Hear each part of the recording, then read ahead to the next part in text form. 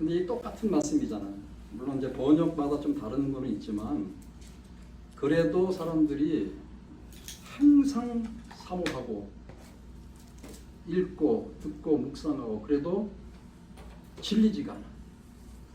여러분 집에서 밥상 차려서 먹을 때에 반찬이 똑같은 반찬이 매일 나와요. 그럼 어떻게 될까요? 질리고 먹기 싫고. 그런데 똑같은 반찬이라도 새롭게 만들어서 거기다 뭐 좀 그 양념 같은 것도 다르고 뭐 넣는 것도 좀 다르게 해서 같은 반찬이지만 새롭게 만든 반찬은 계속 먹어도 맛있잖아요. 성경 말씀이 바로 그런 것 같은데 제가 이 오병이어의 기적에 대한 설교를 지금 계속 몇 번 최근에 들어서 다른 교회 갈 때마다 계속 하고 있거든요. 그래서 설교 준비를 할 때 뭐 똑같은 거를 계속 하면 반복되는 거 아니냐 그러면서 준비를 하는데 읽고 준비할 때마다 막 새로운 것이 막 영감으로 온다랄까. 이번에도 또 이제 제가 오병이어에 대한 설교를 하는데 가만히 제가 왜 그런가를 좀 깊숙이 생각을 해봤어요. 같은 말씀인데 읽을 때마다 또 묵상을 할 때마다 왜 이렇게 새로운 마음이 드는가? 그것은 각자가 갖고 있는 어떤 관점이나 의미 같은 거 그런 것에 따라서 좀 달라지는 것 같아요. 제가 오늘 이 넥타이를 후질구질하죠. 시커멓고 이렇게 뭐 선교사가 저런 넥타이를 좀 이게 굉장히 오래된 넥타이예요. 그런데 제가 아주 애착하고 있거든요. 아주 사랑하고 있어요. 이 넥타이를. 별 볼일 없는 걸 왜 사랑할까? 다른 사람은 모르잖아요. 근데 저한테는 의미가 있어요. 그래서 제가 선교사 갈 때에 어떤 목사님이 선물을 준 거예요. 선교지에서도 설교할 때마다 이렇게 착용을 하고 옛날에 1996년도인가 제가 시카고에 이제 와서 이 위튼 그 선교대회에 왔을 때 어떤 분을 만났어요. 그분이 자기네 집에서 우리 거하라고 그래서 며칠간 그분의 집에서 제가 거한 적이 있는데 그때 이거를 놓고 간 거예요. 저는 몰랐어 이게 어디다 놨지 어떻게 잊어버렸지 그랬는데 20년이 지난 후에 제가 어떤 포럼을 하고 있는데 그 포럼에 참여를 하신 분이 장로님이 되셔가지고 오셔서 선교사님 이거 기억하세요? 이러고 있는 거예요. 그거 제가 잊어버린 건데 제가 20년 동안 선교사님 생각하면서 보관한 겁니다. 그러면서 저한테 이거 주는데 제 마음이 어땠겠어요? 엄청난 감동이 왔어요. 오늘 제가 이 오병이어의 사건을 다시 한번 들여다보면서 굉장히 저는 현실적인 설교를 많이 했어요. 이 오병이어를 우리가 현실적으로 좀 한번 생각해보자. 때로는 AI하고 막 비교해보고 때로는 우리가 좀 계몽주의적인 그런 이성을 가지고 막 해석도 해보고 다 해봤어요. 그런데 결국은 이 하나님의 말씀은 영적으로 풀어야 이게 제대로 뭔가 감동이 온다. 이렇게 생각하면서 오늘은 제가 좀 영적인 차원의 이 관점을 맞춰서 말씀을 드리려고 하는데 먼저 우리가 제가 주보에도 이렇게 나눴지만은 이게 시대적인 배경, 역사적인 배경, 문화적인 배경이 항상 이 말씀 속에 깔려 있는 거예요. 예수께서 이제 배를 타고서 한적한 곳에 가신 거야. 그리고 거기서 좀 쉬고 싶으셨어요. 뭔가를 생각하고 싶으셨어요. 성경에는 이렇게 나와요. 처음에 시작을 그렇게 하고 있거든요. 그런데 우리는 왜 예수님이 저렇게 아주 피곤하셨을까? 제자들이 여기 들으시고 예수께서 들으시고는 뭐냐면 제자들이 예수님한테 막 자기가 얘기했던 다른 버전을 보면 다른 뭐 마가복음이나 누가복음 이렇게 자세히 나오거든요.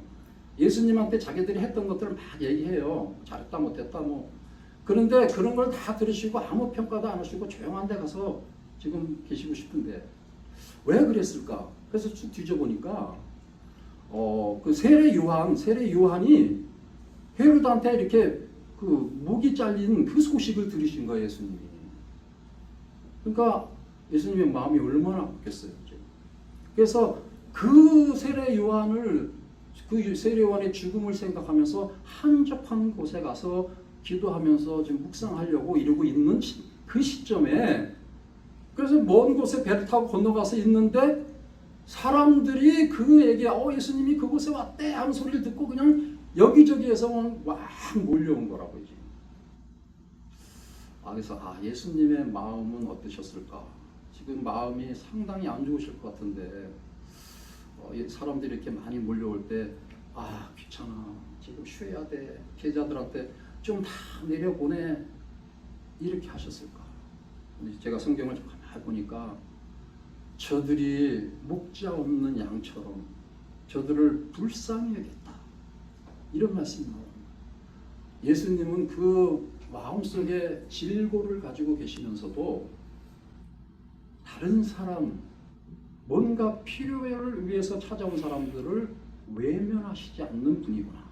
자비의 주님이시구나. 이거를 깨달을 수가 있었던 거죠. 그래서 많은 사람들이 찾아왔는데 그들의 관심사는 무엇이었느냐? 아마 그들의 관심사는 자기의 질고, 여기 병 고친다는 얘기가 나오거든요. 예수님한테만 가면 병을 고칠 수 있다든지 아니면 뭔가 기적이 일어난다는 그런 것들을 이 군중들은 알고 있었기 때문에 들었기 때문에 자 나도 가서 예수님한테 나의 문제를 한번 해결받자 하고서 이렇게 몰려드는 거예요. 자 그런데 예수님께서 그들에게 이런저런 얘기를 하는데 벌써 날이 이렇게 어두워지면서 제자들이 은근히 걱정을 하게 되는 거죠. 제자들이 걱정을 하면서 예수님한테 나와서 하는 말이 주님 지금 때가 저물었습니다. 이제 저 사람들 내려가게 해가지고 음식을 좀 사 먹게 해야 되지 않겠습니까? 어떤 때는 어떤 버전에는 음식을 얻어먹게 해야 되지 않겠습니까? 이런 번역이 있는데 여러분 가만히 생각해 보세요. 그때 당시에 그 문화는 로마한테 지배당하는 시대였고 평범한 사람들은 별로 직업이 없었어요. 그래서 여자들은 상당히 더 고통스럽게 사는, 아이들은 더, 그래서 여자와 아이를 취급 안 했던 이유 중에 하나가 밥벌이를 못해. 그런 상황의 문화적인 배경이 있는 거예요. 그리고 남자들은 뭐 할 게 없으니까 이제 우리 일제시대 때에 친일파라고 그 로마한테 가서 빌붙어서 직업을 하는 그런 사람 중에 이제 대표적인 게 세리 있죠, 세리. 동네 마을에 이제 지나가는 사람 세금 받고 이런 직업들이 있었기 때문에 문화적으로 상당히 아주 각박한 그런 세상이었어요. 여기에 모인 사람들이 나중에 보니까 5,000명, 여자 남자 다 합치면은 더 많은 숫자겠죠. 근데 이런 사람들이 그 빈들에 광야에 모여가지고 내려가서 어디서 무엇을 사 먹을 수 있겠어요? 제자들이 지금 저 사람들 내려 보내세요. 이 얘기는요. 가서 음식을 사 먹게 하세요. 여기에 중점이 있는 게 아니고 이 모임을 빨리 해체시키세요. 우리도 피곤하고 예수님도 피곤하니까 빨리 끝냅시다. 이런 얘기고. 그랬더니 예수님이 당장 제자들한테 뭐라고 얘기했어요? 야, 그 사람들을 내려보내지 마. 너희들이 먹을 것을 주어. 이렇게 얘기를 합니다. 오늘 이렇게 우리가 가만히 이 문장을 보면서 갑자기 예수님이 제자들에게 너희에게 먹을 것을 줘라. 어떻게? 제자들이 깜짝 놀랍니다. 우리가 뭐가 있다고. 그러면서 예수님한테 우리한테 있는 거는 물고기 2마리하고 빵 5개밖에 없습니다. 근데 이걸 가지고 이 많은 사람을 먹인다고요? 이렇게 반문을 해요. 다른 성경에 이렇게 나와요. 너희들한테 뭐 먹을 것 없냐? 이렇게 물어봤더니 제자들이 글쎄요. 그러니까 야 빨리 찾아봐. 그러면서 다른 제자들은 좀 어정쩡한데 안드레라는 제자가 열심히 찾아다녔대요. 그래서 결국 발견한 게 어떤 아이가 갖고 있는 그 도시락, 그게 이제 바로 그 물고기 2마리하고 빵 5개인데 그것도요 우리가 생각하는 이런 빵 큰 거, 물고기 이만한 거 그런 게 아니고 아주 작은 조그만 이렇게 떡 이렇게 빵 조그만 거 하고 물고기도 아주 물고기 같지 않은 조그만 그런 거였대요. 그래서 그런 걸 가져와서 우리 이것밖에 없습니다. 이걸 갖고 어떻게 이 많은 사람을 먹일 수 있습니까? 이게 제자들이 예수께 대답한 것이요. 너희들이 먹이라 그럽니다. 여러분, 예수님께서 제자들에게 너희가 먹이라 이 말씀을 하실 때 제자들은 우리가 뭐가 있어요? 아무것도 없는데. 그리고 이 사람들을 다 먹이려면 엄청난 돈이 필요해요. 근데 우리는 돈도 없어요. 그러면서 어영부영 회피하고 있을 때 예수님께서 이 찾아보라 하고 이렇게 먹을 것을 찾아보고 했는데 나중에 보니까 모두가 다 먹었다 그랬잖아요. 이 해석을 가지고 지금 여러 의견이 분분한데 제가 계몽주의적인 이성적인 그 해석을 보니까 이렇게 나와 있어요. 저도 그걸 보고 일리가 있다. 왜냐하면 제가 루마니아에서 선교 여행을 하는데 여러 사람들을 데리고 이제 버스를 타고 여행을 해요. 그런데 제가 뭐라 그러냐면 사 먹기 힘드니까 여러분 집에서 좀 싸갖고 오세요. 우리 여기는 한국 사람들은 밥을 먹으니까 뭐 싸갖고 다니기가 힘들어. 루마니아는 뭐 피클 같은 거, 소세지 뭐 이런 거 상하지가 않아요. 그래서 싸갖고 다니기가 쉬워. 그래가지고 이제 여기 가서 뭐 당신 뭐 갖고 있어? 뭐 이거 내놓으면 또 먹고 또 저희 가서 자기 갖고 있는 거 내놓으면 먹고 이러면서 한 열흘 지나면은 이제 거의 먹을 게 떨어져요. 그래서 다 이제 해산을 하면서 이제 집에 가까이 와가지고 야 이제 마지막으로 다 내놔라. 이제 다 먹고 끝내자. 그러면 그때 막 쏟아져 나와요. 그런데 보면 거의 상했어.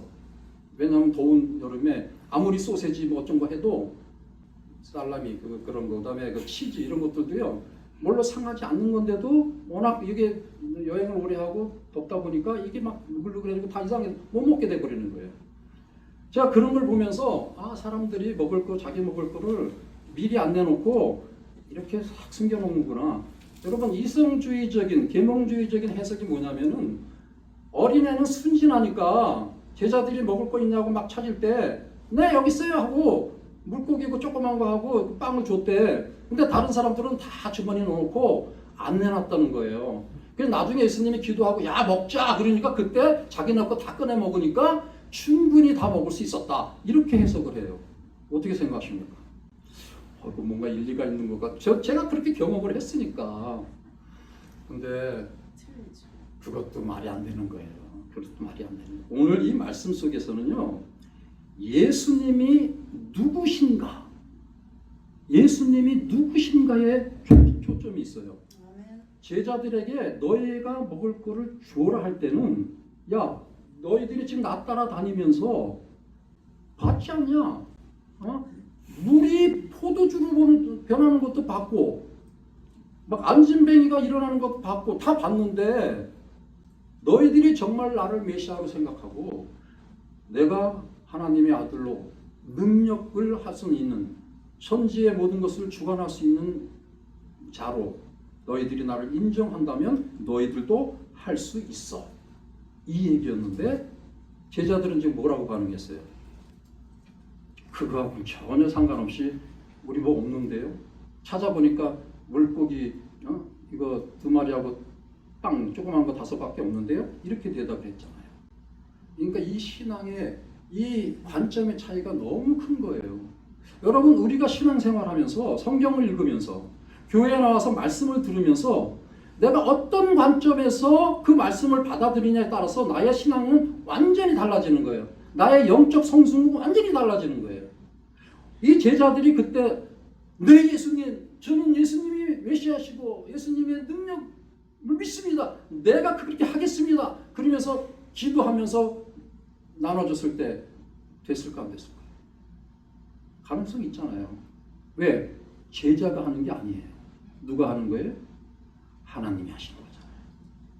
우리 이 믿음이 필요해요. 이 믿음이. 그런데 오늘날 우리가 이성주의에 꽉 막혀서 성경을 자꾸 내가 생각하고 내가 알고 있는 지식과 정보로 해석을 하려고 그래. 자꾸. 그러니까 머리는 커지고 믿음은 자꾸 땅에 떨어져. 그러니까 기적을 볼 수가 없는 거예요. 오늘날 우리가. 이 성경 말씀은 슈퍼내추럴한, 그러니까 초자연적인 역사가 엄청나게 많은데 역시 열심히 읽으면서 나 뭐 통독했어, 나 10독했어, 뭐 100독했어. 100독을 하면 뭐해? 에? 하나님의 그 역사, 위대한 역사가 내 삶의 현장에 나타나지 않는데 100독만 하면 뭐하냐 이거예요. 여러분, 예수님이 얼마나 마음속에 야, 너희들 그것밖에 안 돼. 그러면서 그래, 그거라도 갖고 와봐. 그걸 가지고 하늘을 향해 축사하시고, 자, 이제는 한번 너희들이 나눠줘봐. 그러니까 계속 나눠줘도 계속 나왔다, 이 얘기 아닙니까? 어저께 우리가 이 바이블 텔링을 하면서 제가 어떤 분에게 한번 이걸 한번 좀 해보라고 그랬는데, 물이 포도주로 변했다 하는 그것을 하면서 의문을 제시하더라고요. 어떤 의문을 제시하느냐, 예수님이 이 항아리에 꽉 채워라 물을, 그리고 떠다줘라 이렇게 할 때에 이미 항아리에 들어있는 모든 물이 포도주로 변해 있었는지, 그 변해 있는 걸 갖고서 갖다 줬는지, 물이었는데 퍼다가 줄 때 이 포도주로 변했는지, 이거를 질문을 해요. 요거하고 똑같아. 생각해 보세요. 예수님이 지금 기도하셨어. 여기 떡이 있는데 줄 때 또 나왔는지, 그냥 뭘 계속 여기 떡이 계속 있어서 줘도 계속 있는지 생각해 보셨습니까? 자, 이런 부분을 우리가 성경을 읽으면서 잘 생각을 하셔야 돼요. 오늘 이 말씀은 그 물질적인 변화에 대한 초점이 있는 게 아니잖아요. 어디에 있는 거예요? 예수님의 능력에 있는 거예요. 능력에. 하나님이 베푸시는 그 초자연적인 기적, 신적인 능력에 초점이 있잖아요. 그러니까 신앙이라는 것은 지식적으로, 물리적으로, 테크니컬한, 기술적으로 이해가만 되는 걸 믿는 게 신앙이 아니잖아요. 신앙이라는 것은 그것을 초월하는 그 초월의 힘, 초월의 능력까지도 믿는 게 신앙이잖아요.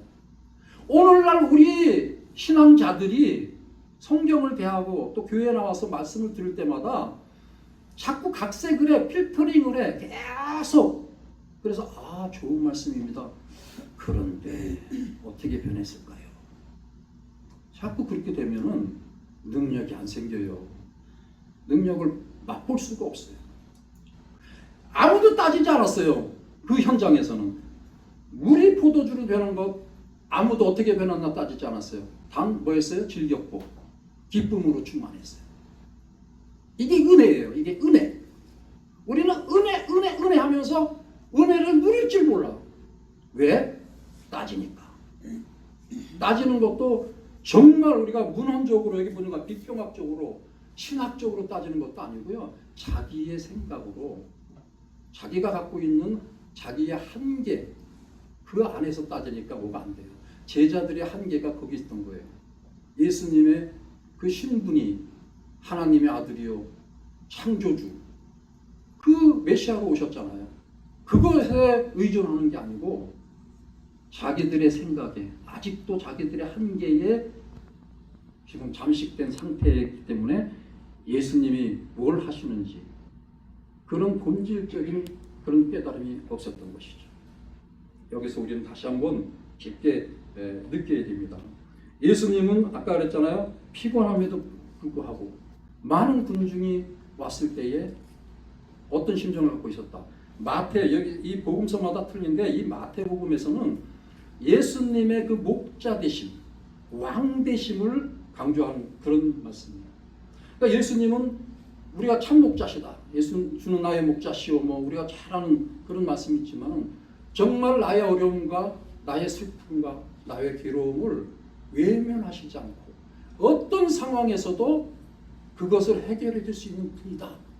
그것을 확실히 믿을 때 예수님 앞에서 해결을 받을 수 있는 건데, 그 예수님이 그런 분인 걸 확실히 믿지 않고 내 지식과 내 생각과 나의 정보와 이런 걸로만 자꾸 예수님을 판단해서 믿으려고 하니까 우리의 신앙이 성장하지 못하는 그런 부분이잖아요. 오늘 다시 우리가 확실하게 마음을 바꿔야 됩니다. 주는 나의 목자시다. 예수님은 나의 목자시다. 분명하게 그 마음을 다지시기를 바랍니다.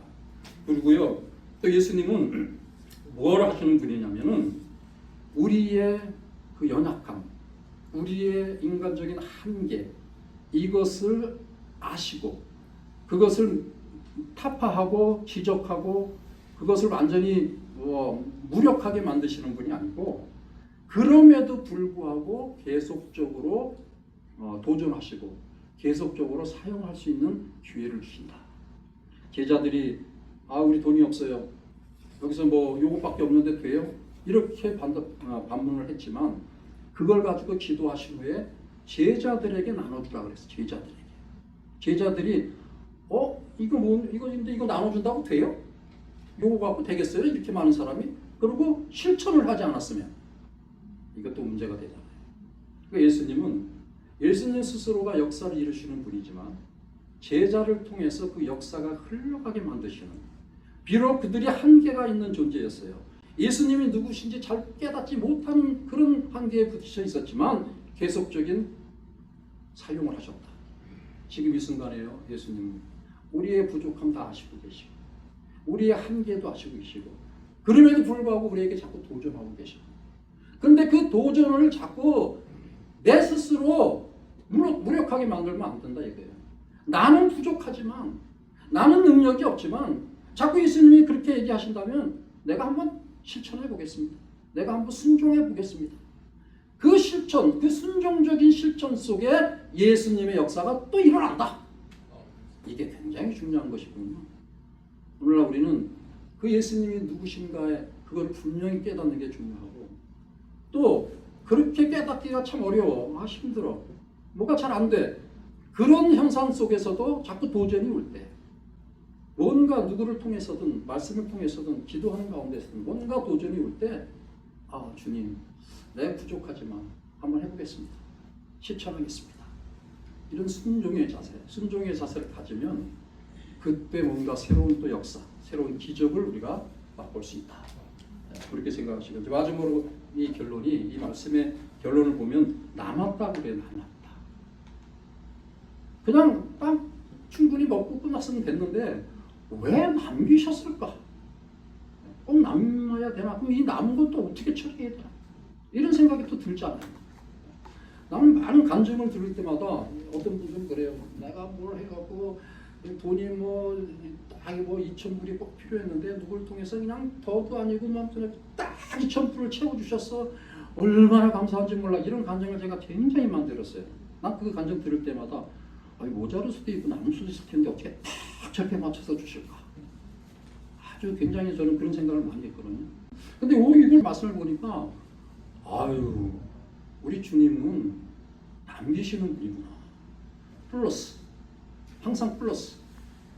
그래서 제가 이게 딱 맞는 것보다는 남는 게 좋다. 이런 생각을 이 말씀을 했는데, 정말 더하여 좋은 것을 주시는 하나님. 그러니까 우리가 필요와 우리의 어떤 여러 가지 요구하는 그런 관점이 있어서 그것만 주시는 게 아니라 그거보다 조금 더 주시는 하나님, 넉넉하신 하나님, 그런 분을 우리가 아버지로 믿고 이렇게 살 수 있다는 게 얼마나 행복한가.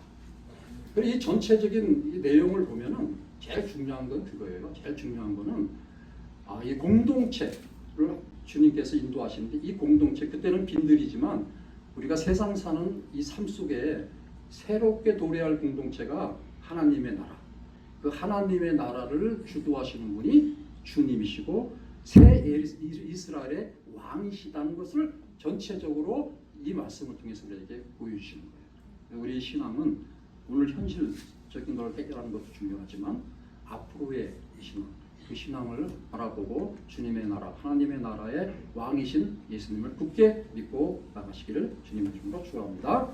아버지 하나님 감사합니다. 오늘 말씀을 통해서 우리가 더욱더 신앙적으로 성숙하고 주님을 현실적으로만 보는 것이 아니라 정말 초자연적이고 이 땅에 도래할, 미래에 도래할 하나님의 나라의 왕으로 우리가 생각하고 주님을 믿고 따를 수 있는 강한 믿음을 허락해 주옵소서. 예수님의 이름으로 기도드리옵나이다. 아멘.